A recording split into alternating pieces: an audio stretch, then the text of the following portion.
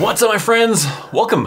Today, a fun little special video of revealing something cool. I mean, it's in the title. It's not like a surprise, but I had an AR-15 built, but I really wanted one that was, similar to an M4, because obviously that's what I used when I was in the Army. Early in the Army career, I had the M16, but then, the last half of my Army for quite a while, several years in the Army, I had the M4, and I like the M4. M4 is cool, right? I can't own an M4. I don't think they sell it. I don't know if they sell to civilians. I don't think they sell M4s to civilians, but it doesn't matter. I wanted an AR-15, but I wanted it as close to an M4 as I could, kind of. I did want a little bit more customization, I guess, though. So I'm here to kind of show it off. I want to show you guys my AR-15 that I had built for me. I had someone that I knew that was licensed to do weapons and everything like that, to sell them and everything. So I went through that individual and picked out the parts, picked out what I wanted, put it together, bought it from him, and yeah, let's check it out. So, here we have it, my special AR-15. Before I kind of dive into it, always you have weapon safety, right? Weapon is unsafe. Treat it as if the weapon is loaded, even if you are 100% sure that it is not loaded. And we clear it. There's no round chambered. In fact, I have never had a round chambered in this thing yet. We'll get to that eventually. So, let's dive into kind of what I did and what I kind of picked out and how this is kind of set up.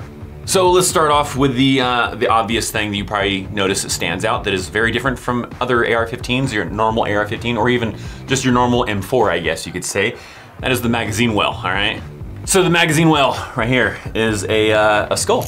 I wanted something kind of cool and unique. I was looking around when I was trying to figure out how I wanted my AR-15 kind of set up and built, and I happened to come across that there were different lowers that looked different and had different designs. Of course, you may know that I have a thing for the skull designs. I've got the tattoos all over, I've got skulls all around the place, skulls in the Chaos logo, so I wanted to make sure that it had something kind of cool like that, and I saw that, so I was like, bam, gotta have that lower.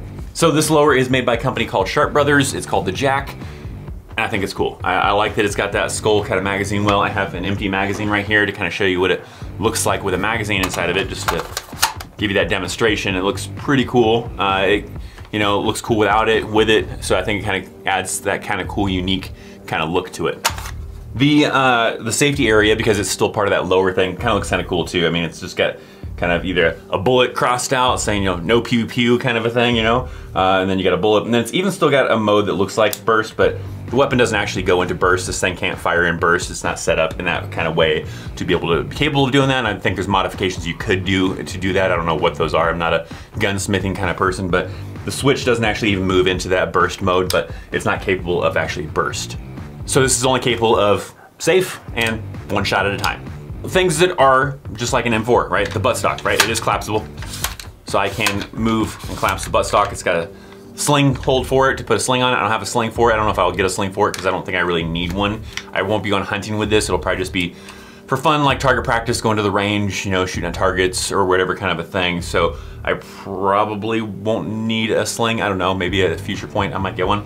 But it's also got the point at the front for a sling as well. So I almost thought about putting something on the buttstock, kind of like when I was in the Army, we always had our name on the buttstock, right? That everybody knew whose weapon was what. Not that it's gonna matter that anybody's gonna, mistake mine, in the house because it's the only one that's in here, but or anywhere else. But just kind of for the nostalgia, right, of having my name on the buttstock like you did in the Army. I don't know, maybe I'll add that label onto it, but maybe I'll just put Chaos on it or something kind of fun. Then let's kind of move over to another thing that's kind of very similar to an M4, which is the rail system for the handguards. It originally came with your standard type of handguards. I wanted to do the Picatinny ones, or is that how you pronounce it? I want to do the rail system, right? So I did the rail system. I had that put on. I put that on myself, not too big of a deal. This one works a little bit different than the Army ones. The Army ones you usually just slap in there and they lock into place. These ones actually have like a little Allen screw that actually kind of holds them in, so they're actually probably more secure. I don't know if the Army's updated since I've used them and they've gone to that version, but I don't think I've ever seen that on the Army version. And it's got rubber guards to you can reposition in different places, and I got some sights. I'll get to that here in a minute. Then mine is not like a pistol, it's the full length actual rifle type of size, because like I said, I wanted it closer to like an actual M4, and I wanted it with a front sight post. Even though, I don't have a rear sight post or anything like that. We'll get to the optics that I've got on here, but just because I wanted it to, resemble more like an actual M4. It does have a spot here for, you know, a bayonet. I'm never gonna put a bayonet on it. What the hell do I need a bayonet for? But I don't think it even looks cool on an M4. It looks cool on like an AK-47 or something like that, but on an AR-15, there's no reason to put a bayonet on it. So we'll come backwards. Let's come backwards towards the sights. So the first thing I have is this optic here. Nothing super crazy. I got this off of Amazon. If you want, I'll leave a link down in the description box to any of the parts that I did get off of Amazon down in the description box below, but that's only gonna be a few things that's on this that I got off there. Other things had to get from a specialty place. But the company is called CVLIFE. I never heard of it, but it was a decent priced optic for, you know, just kind of getting warm and fuzzy with this rifle. And if I need to upgrade to something else better, we'll see, but I doubt it. I mean, like I said, all this is gonna be used for is like fun target practice type of stuff, not hunting, so I don't need anything latest and greatest for optics. So this works pretty good. It's not crazy. I didn't want anything like a sniper scope or anything. I'm not being a sniper with an AR-15. So I just got this guy that's got just I think a simple 4 or 6x zoom on it, and then it's also got a dial to be able to change to the different reticles. So you have one standard type of reticle, but it'll go from either red to blue to green to whatever, you know, kind of a thing. So you can have different colors. You have the 3 different colors you can kind of choose from as far as what color you want it. I'm still gonna have to zero this in. There is the knobs here for me to dial it in. So we'll take this out to the range in a future video. We'll get this thing zeroed and we'll get this thing all set up. It does even have like at the very top, like a spot that you could use for like an iron sight type of thing. So that way you can look through the sight, or you can switch to the top sight right here and kind of look through that. I probably won't try to like zero this in because it does have some like little notches to be able to adjust it up and down to dial that in. I probably won't zero that because I'm probably gonna be using these side sights that I've got here that are canted. So I still wanted some kind of like iron sights. I saw this online that I thought was kind of cool. So that way you can switch from the optic to sideways to get the side sights or little iron sights here. So these do flip up, but the way they're kind of mounted, it kind of works for this one to flip down if I really want to, but for the front one, the handguards kind of get in the way, but not a big deal. I'm probably just gonna leave them up anyways. So they can flip, but they had to be mounted to the rail system. So I had to make sure there was room in the back of the scope to be able to put this one, and then I had to have the rail system for the handguards to be able to mount the front side post. So I will dial in probably both of these, so I'll dial in both the optics and the iron sights that are canted for the rail system ones, so that way I can kind of be able to switch between both. So the idea would be, you know, this one for a little bit longer range, nothing crazy because I'm not being a sniper like I said, but maybe something, you know, like, you know, 500 meters or something like that, 300 meters, whatever. And then for shorter distance ones like 1,500 meters, then this one will probably be dialed in for the short range type of targets. That is the basic gist of the setup, but I got a couple other cool little toys that I'll show you that I also got for it that can be configured onto it as well. So I also got GoPro mounts, because why not? These are special rail system type of mounts for you know, mounting a action camera like a GoPro, specifically probably a GoPro, but that way I can mount a GoPro on it. That way when I'm firing at the range, you know, doing some zeroing and everything like that, and get some awesome, cool angled footage of that. So let's mount it to it real quick and let's see how that footage would look. This one, depending on where you mount it, you have to be careful not to block the obstruction of the optic. It's got like an extra tool in here. I think maybe it's like, oh, that's kind of cool. It's kind of a cool, handy tool probably for just GoPros in general. It's got this little tool that comes with it that I could probably use for my other GoPro setups that fits over this little mount, which is the same kind. Makes it really easy for tightening the little bracket. That's kind of cool. So this one's a singular one, so you can't mount it to the front rail, otherwise for a couple of reasons. One, it's gonna have the front side post blocking it, plus it's gonna block the optic. This optic actually has some small rail systems on the sides here, so you can mount other things. So I probably could mount this sideways like this, use an adapter to angle the GoPro and do it that way, or I can mount it just simply sideways on one of these side rail systems right here and do it that way. A couple different ways I probably could do it, but either way I think I need to use one of my adapters to change the angle of the camera, unless I'm gonna leave it sideways. I can leave it sideways and record an Instagram story video or TikTok, but otherwise I need to angle it to get the proper aspect ratio. So we'll set that one off to the side for now. We'll try it out, like I said. Let's see what the other one. This other one is a different style GoPro type of mount one. This one's probably good for, I also have a 360 type of camera, the GoPro Max, and that could be pretty cool for some 360 footage. So this one has the rail, has the little Allen wrench kind of a thing for tightening it down. This one also kind of comes with a little extra rail, that way you're not losing that rail when you mount it to it. That's kind of cool.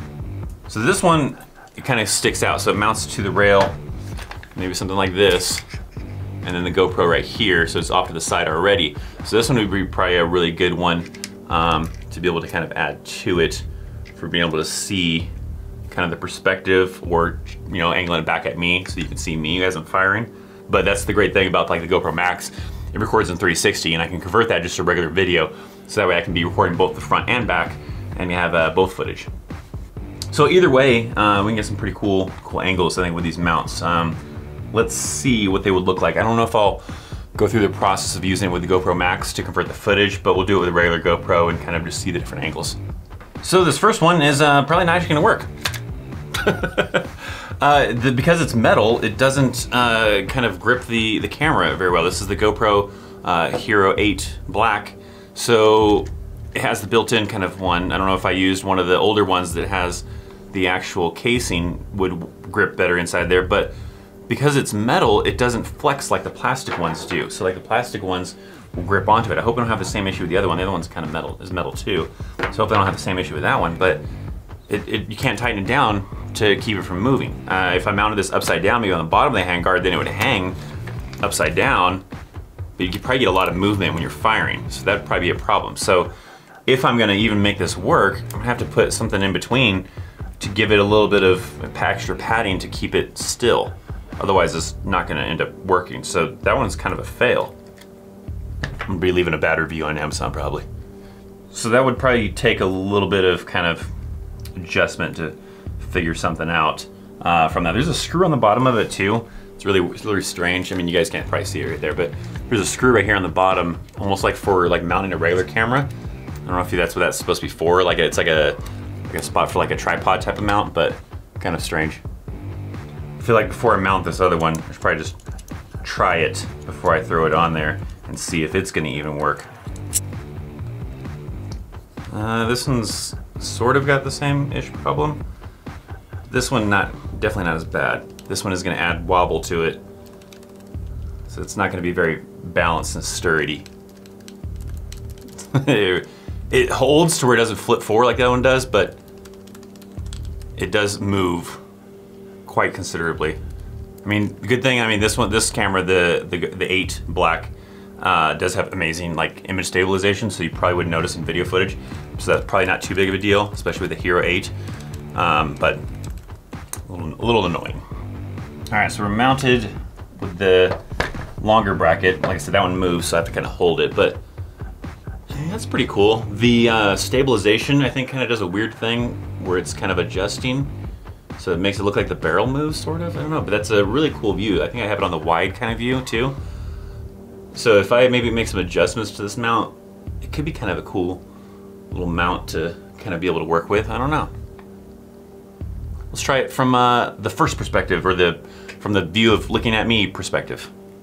All right, so flipping it around, I can't really see how I look, but this might be kind of cool, right at the range to get some footage for it. I'll check it out later in the editing or afterwards I record this clip, but if I had it mounted, kind of a cool view to be able to see me as I'm like zeroing the weapon or firing at some targets or something like that. All right, maybe bringing it up. Different kind of action shots maybe. All right, even flipping the other sights. It probably doesn't give you that great of an angle, plus it probably moved the camera somewhat, but you definitely need it more stable. So we won't mount the other one. The other one could be useful for, maybe like an Instagram story, maybe add a bracket to it to get the same kind of angle, just a different type of mount. I don't know. It does suck that it's just so flimsy. It's gonna take a little bit of it fine tuning to make it work. It should work right out of the box, but it doesn't. I actually have another AR-15. I actually built this one myself. I didn't know if I was gonna show you guys this one in the video, but you know what, why not? All right, you guys ready for this? Here it is. Built this bad boy myself. AR-15 camouflage. This is actually a goat gun. Collapsible buttstock and everything like that. Oh, sorry, the magazine's inside of it. I make sure it's cleared. Movable parts. These things are pretty cool. So you've got little rounds inside of it, right? So you can actually have a cool little realism to it. The trigger does kind of sort of pull, right? Safety switch moves, little bolt action right there. It's pretty cool. These things are kind of fun to put together. It is just as hard to put on the dang handguards as it is for real AR-15 or M4 to get the damn handguards on, but nonetheless, you get it put together and have a great, awesome kind of little showpiece, a little display thing. So I got an affiliate link down in the description box down below if you want to help support the channel. Get yourself something kind of fun. They got different AR-15s, they got AKs, they got sniper rifles, pistols, all sorts of cool little miniature guns that are metal. These aren't plastic, so they're metal. They're actually very cool quality. They look pretty cool as desk ornaments or whatever kind of a thing. So check out that link down in the description box down below to get yourself a goat gun. All right, guys, well, that does it. So this is my AR-15. I got some future videos we'll plan with this guy. Obviously, I gotta take this out to the shooting range to get it zeroed in, so I'll take you guys along for that. An AR-15, very, very, very similar to an M4, right? Both can shoot, you know, 5.56 or 223, right? This one can do both, and the ammo I actually have is 5.56, so when we do go to the range, I'll be firing 5.56. So we'll get that zeroed.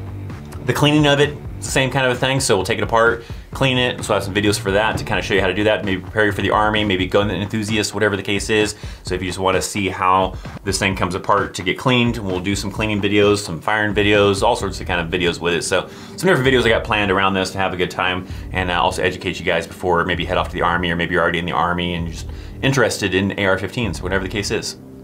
So nonetheless, thanks for hanging out, thanks for watching. I got links down in the description box. Check out some of these videos right here if you want to see some more content from me, maybe continue your reviewing experience. Definitely recommend it. Follow me on social media. Thanks for hanging out. I'm Christopher Chaos, and I'll see you next time. See ya. Oh, sorry, actually, see ya. That's how you salute with a rifle. Anyway, I'll see you later.